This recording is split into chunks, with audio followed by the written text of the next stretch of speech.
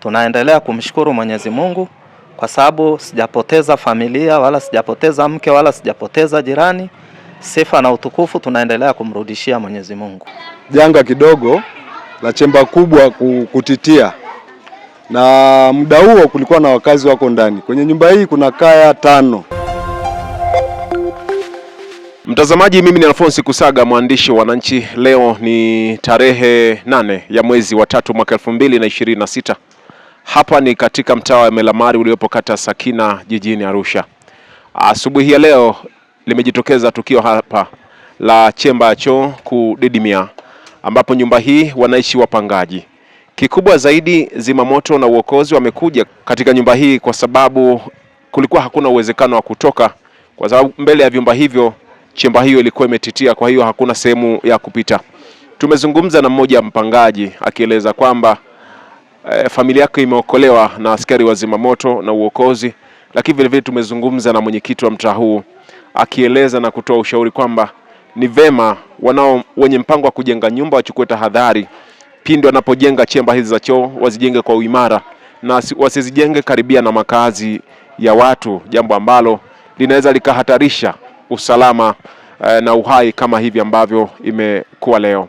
Lakini zimamoto na uokozi wamefunga nyumba hii kwa sababu ya usalama. Ndani hauwezi ukaingia kwa sababu ya lile eneo halipitiki tena.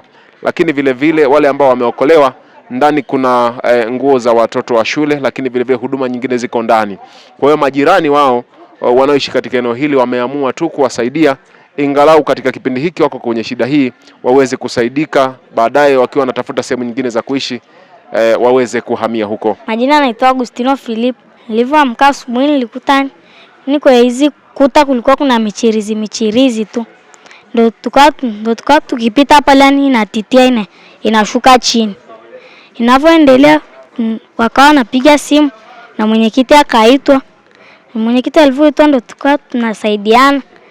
Ikaanza kutitia mpaka ikashuka yote chini. Ndio tukaingia ndani, wakapigwa fando wakaja kututoa nje. Waleka ni ngazi wakatubeba na tukatoka vizuri. Tunashukuru tu, asante. Tusaidia kututoa kule ndani. Wasijenge chembani karibu na nyumba. Nguo za shule yenyewe ziko ndani, hata tujui tutaendaje shule. Sababu hatuwezi pita pale. Mimi naitwa Mr. Filipo Pasco Kundi. Naishi mtaa wa Sakina Melamari. Kwa kweli hii dalili tuliona kama siku 3 zilizopita. Lakini leo asubuhi baada ya kuamka, kuna jirani ambaye tunaishi naye hapa anaitwa Innocent. Aliniita akaniambia, "Hebu naomba baba, hebu angalia maeneo haya hapa." Basi kuchungulia nikakuta pale karibia na mlangoni kwake kumekuwa na kreki. Kile kreki ukijaribu kuangalia ni kina kirefu kinaonekana. Hasa kile kina kirefu kumbe ni shimo ya ile chemba ile chemba kubwa. Basi tukawa tunaendelea tu kujipa moyo. Ile sehemu nyingine ilikuwa haijagusika. Tunapita pale tukaona kidogo, tukasikia kama kitu kimedondoka tena ile kuangalia upande wa pili limetokea tena kreki nyingine ya shimo linaloonekana sasa kwa chumba tena cha jirani, ambacho sasa unakuta ni mzunguko wa shimo lile pale katikati. Tukaendelea kujipa moyo, lakini ule jirani tukampa tahadhari, tukamwambia, "Hebu hamia chumba chetu huku, maana tunaona hii kitu mbona kama inachimba kwako." Basi yule alipokuwa ametoka pale, na mwenyekiti naye alikuja hapo akakagua na nini, akawa anafanya mawasiliano na nini. Basi lakini jirani mmoja msamaria mwema ambaye tunakaa naye jirani alikuja kuangalia, akasema ngoja tufanye maamuzi. Akawa amepiga simu. Sasa alipokuwa anapiga simu sijajua amepiga simu wapi. Mimi nikaenda dukani kununua dawa. Wakati nimetoka kununua dawa, napigiwa simu na mke wangu. "Baba fulani, baba Pasco, ile chemba imeshaanguka na mimi mwenyewe nimekoswa nilikuwa pale katikati ulivoniacha." Nikamwambia, "Kwa hiyo imezama yote?" "Imezama yote. Ile floor ya katikati ile imetitia." "Imetitia yote." "Kwa hiyo sasa mko wapi?" Akasema, "Si tuko ndani na watoto na majirani." Baada ya kuja pale tukaangalia majirani wengi wamejaa pale, ndo wakapigiwa simu fire wakaja. Fire walivyokuwa amekuja, basi wakaokoa wale majirani pamoja na watoto wangu wawili waliokuwa ndani na mke wangu, wakawatoa. Sasa baada ya kuwatoa, basi na sisi tukasema kwa kweli jambo lililokuwa limetokea, tunaendelea kumshukuru Mwenyezi Mungu kwa sababu sijapoteza familia wala sijapoteza mke wala sijapoteza jirani. Sifa na utukufu tunaendelea kumrudishia Mwenyezi Mungu. Katikati pale ndo kuna chemba. Kwa hiyo huku pembeni kulikuwa kunatoa kama creek, lakini nafikiri nahisi baada ya mvua kuwa inazidi kunyesha kila siku, labda kulikuwa kuna matatizo kule aliyopelekea sasa hicho chemba kubomoka, yani kuzama, yani kutitia.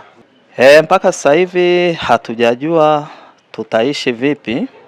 Tupo tu vile kama tupo, lakini tunategemea tunaweza tukabangaiza tu kwa majirani, ila nachohofia zaidi watoto wangu sijui wataendaje shule, maana ratiba za shule ndio hivyo, hatuwezi kuzisitisha.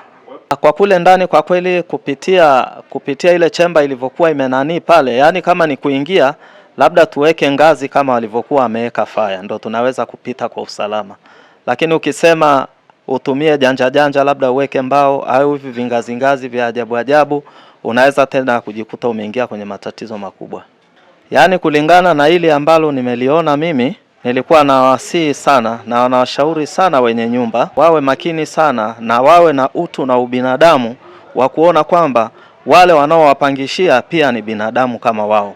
Kwa hiyo kwa sababu sisi tunapokuja pale, wao wanachoangalia tu ni biashara, labda waangalia yale madhara atakayekuja kutokea baadaye. Kwa hiyo na washauri wenye nyumba wote wanaonisikia kwenye vyombo vyenu wawe makini sana wanapojenga nyumba ambazo zinaishi binadamu. Kwa hiyo binadamu hatutakiwi tuishi kama wanyama. Mwenye nyumba ameshapewa taarifa, amepewa taarifa na mwenyekiti na alikuwa Moshi na yuko njiani anakuja. Kwa majina yangu naitwa Jacqueline William Kaondo, ni mkazi wa Sakina. Majirani zetu walipata tatizo la kutitia kwa muda wa saa 2 asubuhi.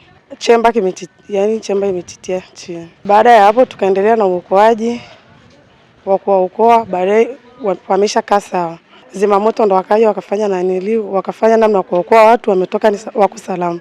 Ushauri kwa wenye nyumba wajaribu kujenga chemba, wasijenge na karibu na vyumba watu wanapoishi. Kama majirani zetu waliopata majanga kama haya, tutajaribu kuwasaidia hata pa kukaa mpaka watakapopata pa kunanilia chumba kingine wahame. Naitwa George Lesian Molel, ni mwenyekiti wa mtaa wa Melamari, kata ya Sakina. Kwa kweli siku ya leo ilitokea janga kidogo la chemba kubwa kutitia, na muda huo kulikuwa na wakazi wako ndani. Kwenye nyumba hii kuna kaya 5, na katika kaya zote 5, kaya 4 ziko ndani. Kaya moja tu ndio ilikuwa ametoka kidogo, ameenda kanisani. Na kwa muda huu sasa hivi tunavyozungumza, tulitoa taarifa fire, na kweli fire walikuja kwa wakati, wakatusaidia kuwatoa wale watu kwenye vyumba vyao. Kwa hiyo sasa hivi wako salama na hakuna yeyote aliyopata madhara. Lakini kwenye jambo la kuwashauri wananchi na haswa hao wenye nyumba zetu huku za wapangaji, ushauri unaotoa, kuna chemba nyingi zimejengwa katikati ya nyumba. Unakuta mtu akitoka tu chumbani huku anakutana na chemba kubwa. Sasa hizo chemba ni hatari kipindi cha mvua, kwa sababu mvua zimenyesha nyingi na udongo wa huku kwetu ni tifutifu. Kwa hiyo kumomonyoka ni rahisi. Kwa hiyo inaanza kumomonyoka kwa pembeni na baadaye inaleta madhara. Alafu kuna vyoo vingine havina quality. Unakuta choo haijatengenezwa katika mfumo unaohitajika, kwa sababu unaangalia chemba kubwa lakini haina reli. Unakuta mtu ametegesha bomba amezuia na simenti, sasa chemba imekuwa nzito. Hiyo naye pia inachangia. Kwa hiyo nilikuwa na washauri hata wapangaji ambao wanatafuta nyumba za kupanga waanze kukagua kwenye vyoo kwanza. Waangalie na hizo chemba ili ajiridhishe na aweze kuingia kwenye hiyo nyumba. Kwa sababu sisi kama viongozi hatuwezi kubaini nyumba zote ambazo chemba ziko katikati, kwa sababu nyumba nyingi ni za zamani. Na uzuri mtaa wangu kidogo tulipata ule mfumo wa majitaka. Kwa hiyo karibia mtaa wangu mzima imepita katikati na imeenda paka mwisho na imeingia ndani kama zaidi ya mita 30 kuna miundombinu ya majitaka. Wao pia na washauri wananchi waendelee kuomba huo mfumo, kwa sababu huo mfumo pia utasaidia ili zile chemba zilizokuwa katikati waweze kuzifukia hatimaye basi watu wawe salama. Hii nyumba ina vyumba vitano. Sasa katika vyumba vitano pale katikati nyumba imekaa katika jiografia ya kama mzunguko. Kwa hiyo pale katikati sasa ndio kuna nafasi, ndio iliko chimbwa chemba. Kwa hiyo mtu akitoka kwenye chumba chake anakanyaga juu ya chemba ndio anatoka getini. Kwa hiyo ndio ilivyokaa jiografia hii nyumba. Kwa hiyo jiografia hizi mvua ilivyonyesha sana, basi ikawa kuna ufa kidogo imejitokeza pembeni, yale maji ya mvua yakawa yanazunguka, yakatengeneza ule mmomonyoko, ile chemba ikashuka. Kwa kweli vyumba karibia vyote, maana huwezi kuingia kwa mlangoni. Vyote vimeathirika. Kwa hiyo wale wakazi ambao hizo kaya zaidi ya 5 atakiwa tu atafutiwe sehemu pa kujistiri kwa muda. Kwa sababu si majirani hapa tunapendana. Na hatuwezi kukosa sehemu ya kuhifadhi kwa muda. Lakini nilimshauri pia mwenye nyumba, maana hayuko karibu, yuko Moshi, lakini sasa hivi yuko kwenye gari anakuja Arusha.